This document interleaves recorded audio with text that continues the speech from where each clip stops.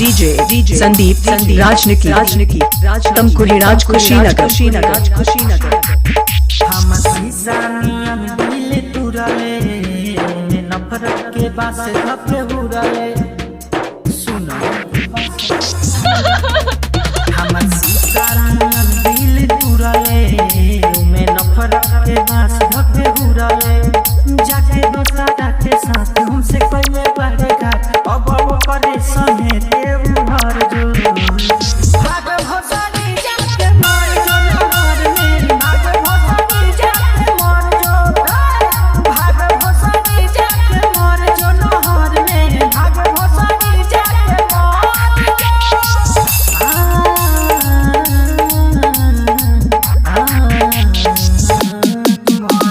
DJ Sandeep राजनिकी Tamkuhi राज Kushinagar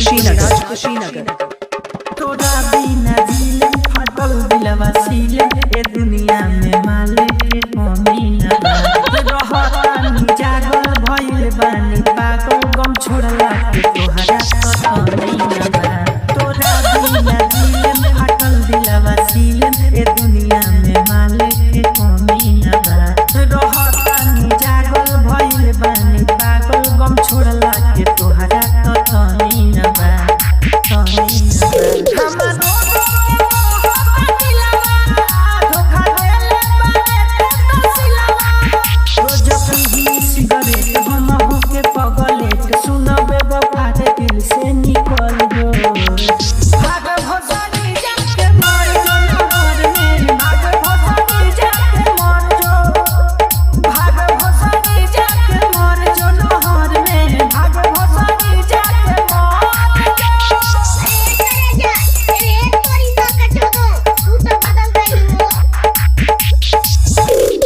DJ Sandeep राजनिकी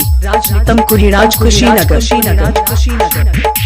सारा गम भुला दे अभी के देखा दे चाहे दिल सीना से निकाले पड़ी खाइल कर कसम रे रहे वो भरम रे करब नाही माफ तोरा बात करी सारा गम भुला दे अभी के देखा दे चाहे दिल सीना से निकाले पड़ी खाइल कर कसम रे रहे वो भरम रे करब नाही माफ तोरा पाप करी